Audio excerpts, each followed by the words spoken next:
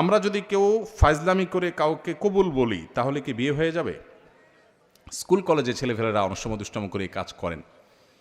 দেখুন, সালাতুন জিদ্দুহুন্না জিদ্দুন ওয়া হাজলুহুন্না জিদ্দুন। নবী সাল্লাল্লাহু আলাইহি ওয়াসাল্লাম বলেছেন তিনটা কাজ হাসতে হাসতে করলে যা হবে সিরিয়াসলি করলেও তা হবে। এর ভিতরে একটা হলো বিয়ে।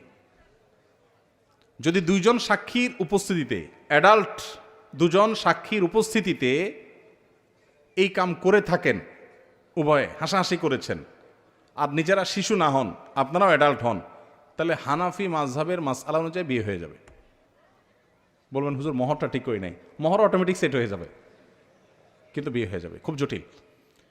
এখন অনেক সময় আমরা ফাজলামি করি। এখন কেউ নাটক সিনেমাতে অভিনয় করার জন্য করছে, সেটাও যদি দুজন সাক্ষীর সামনে করে, ওই ব্যাকল জানে না, যদি আবিয়াত্ত হয়ে থাকে বিয়ে হয়ে যাবে, আর যদি বিবাহিত হয় তাহলে তার কোনো উপায় নেই। তো শরীয়তের এই মাসালাগুলো নিয়ে তামাশা করা যাবে না, এগুলো সিরিয়াস ইস্যু।